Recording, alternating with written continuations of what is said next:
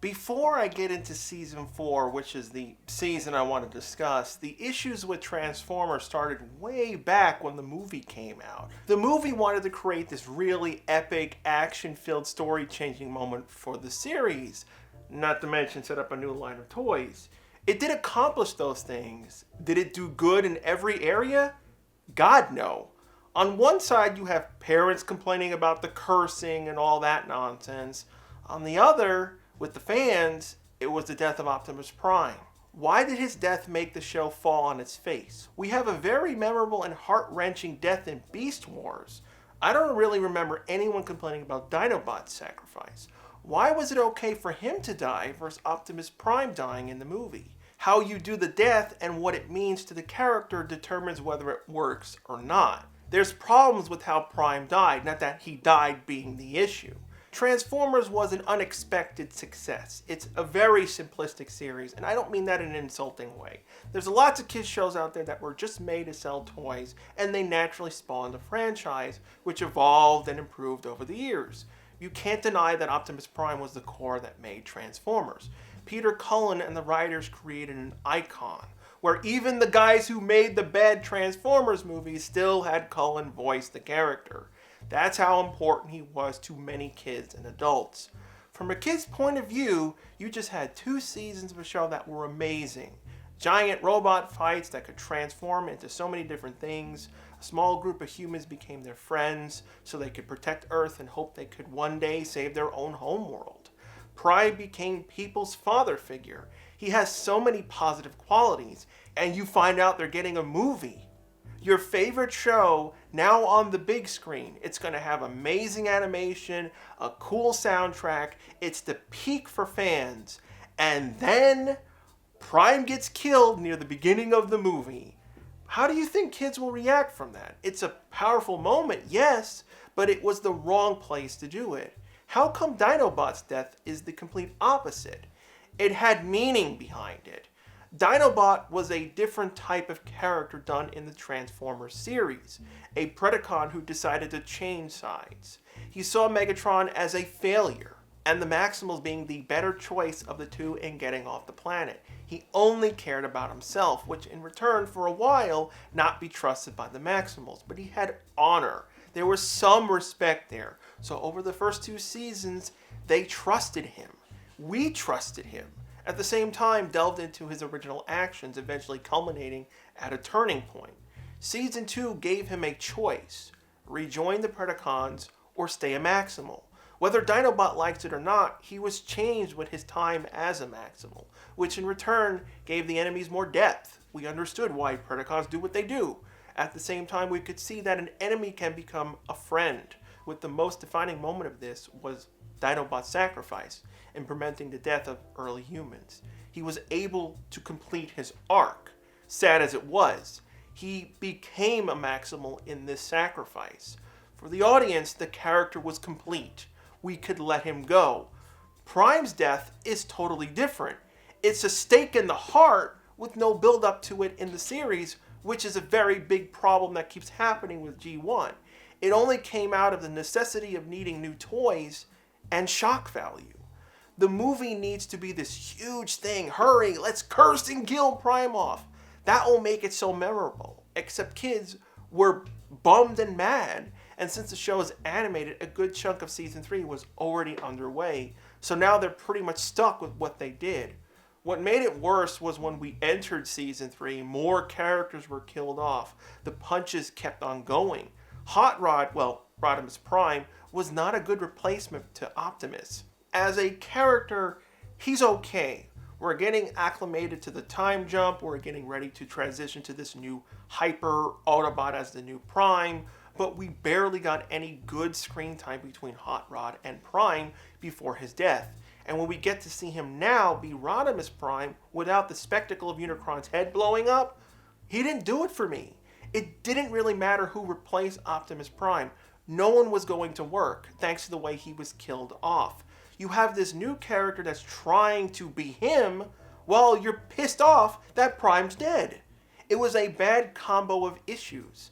I'm simplifying the season here, but the first half was killing old characters, introducing us to the new characters and the new timeline setting. Spike is now an adult. We got to get used to Daniel. We got introduced to the new guys, and oh, everyone's mad at us with Prime. People hated this direction, so now the writers don't know what to do. Because of that, Rodimus Prime doesn't get any real good chance at showing us he could be a leader. So for the rest of Season 3, he ends up playing second fiddle to a zombie Optimus Prime. Nice job, guys. Bring him back like this to just get rid of him again. Then as a Season 3 finale, the show just brings back Prime. Too bad no one considered refreshing Prime's design. You refreshed Megatron into Galvatron. Frank Welker still played the character, but Prime? Nope. Kill him off in the dumbest way possible, which led to the show's ratings declining through Season 3, leading us into Season 4. Yeah, it's labeled as Season 4, but it sure ain't one. Even though it has a storyline that would fit in a full season, they go and mutilate the ideas in 3 episodes. To be clear, the plot line in Season 4 isn't bad. Japan proved that by making an actual proper season based off its outline. David Weiss is a good writer. There's things here and there that are good, but you can't fit this amount of new story into 1 hour worth of episodes. And it was made worse. Now that you have Prime back, you have to have teams basically in order to keep Hot Rod relevant, while also giving Prime his screen time. My thoughts on the Headmaster concept. I thought it was a good idea. I wish it was done earlier in the season. The human characters were already there. They are important. They already go into dangerous situations. Merging the two into the Headmaster system makes sense. Plot-wise, you can be more creative in your stories. This is the blending of humans and Cybertronians. How would a robot feel being flesh and blood? Or a human being in control of a giant robot? You can do those types of stories. It lends to more dramatic situations. You need your operator and they're injured. You can bring conflict with that. Humans would be very useful in repairs, being small. They can get into areas that would be impossible for Autobots to do on their own. But we got none of this because they stuffed 13 episodes of material into 3. Even more stupid, we got introduced to the Nebulons. I'm all for seeing other people in the Transformers universe. Being just Earth and Cybertron, it does get boring. But one, the Nebulon plotline is similar to the Trash World in the movie, where the main characters get sidelined, they get help. 2, they were created so that all the Autobots can be turned into headmasters. The way the show described becoming a headmaster is a melding of minds. It's pretty personal. It's bad enough that the Autobots got stranded on Nebulon. They get captured by these really powerful guns that the good guys ran out of conveniently, which could have been used later, like the Decepticons did. The guys are going to blow them up with bombs. Then all of a sudden they see 2 seconds of the Decepticons and are like, let's untie these guys. Oh, we were wrong. All this crappy writing for what? For people we don't know and frankly shouldn't fully trust, become bonded to the Autobots. The only one who was actually important was Daniel being bonded with RC. Then you're also asking why Spike didn't become a headmaster earlier on. I still wonder why Beast Machines took elements from Rebirth. These were bad episodes. I would have never used things from this. The dumbest parts from part 2, when the Decepticons find the stranded Hot Rod team, they capture half of them so they could figure out where the key is. Why didn't they go back into space? There was no reason for them to stay on the planet. They wouldn't have been able to do the rescue. Next, the worst thing. Mindwipe has 2 abilities. 1, he can sense the key. 2, he could brainwash the character. So why the hell didn't they use him to do this in the first place? This is why I hate Rebirth. Spike all of a sudden knows how to disable and reprogram the Hive robots on Nebulon. This is a life and death situation, but he didn't become a headmaster till he merged with Cerebros. If they just got 13 episodes, this stuff could have worked. But no, we just get headmasters and taskmasters popping up out of nowhere. The Earth and Cybertron are in danger. They're going to cause a supernova. This pacing is horrible. Then Galvatron goes blasting off again with no definitive ending to G1. I really hated this ending. It made no sense. They had a cliffhanger, so I gave up on Transformers. I didn't watch Beast Wars till I kept hearing how good it was and when they reran the show back when Beast Machines was new. Rebirth was such a disappointing series finale. Any chance of doing Rodimus Prime good was squashed. Prime coming back didn't help at this point. Well, this is a what went wrong video. How the hell do I fix this three-parter? My issue is season 4. I would like to write fixes that correct everything going back to the movie, but the video would be 4 hours long, so I'm just going to fix Rebirth. That means I have to keep Hot Rod and Optimus Prime as they are. I'm also keeping the ending with Cybertron and Earth, but I'm modifying the Nebulons. I first need to extend Rebirth into a 13-episode season. I need to attempt to fix the damage done with Season 3. That means making the first 2 episodes focus on Prime and Hot Rod. I need to establish that Prime respects what Hot Rod did in his place, as well as build a friendship between them. At the same time, start building up the Headmaster story. That pretty much stays the same. It's a thing that's discussed, but I would make it so that Spike would be very interested in the idea. He wants to help out in a more proactive way, and Headmasters would give him that ability. While Spike and the others consider this new Headmaster stuff, Prime and Hot Rod both go on a scouting mission to find the Decepticons. Prime wants some personal time alone with Hot Rod, because Hot Rod thinks he failed as a Prime and would have been better if Prime hadn't died. This and the Headmaster startup would take place through the first 6 episodes. I would also include fleshing out Cerebros and Spike. The next 3 episodes would be what the Decepticons are up to and their final push to killing the Autobots. With the Autobots figuring out how to create the Headmasters, worrying about risks like killing the human operators in the fusion, a few Decepticons would be spying on them, gaining the information about the Headmaster idea. I know Decepticons would not want to work with humans. Instead, they see the advantages of having a human on board, but they would be turned into slaves. So they would head out to find a planet they can use. This brings the Nebulons in.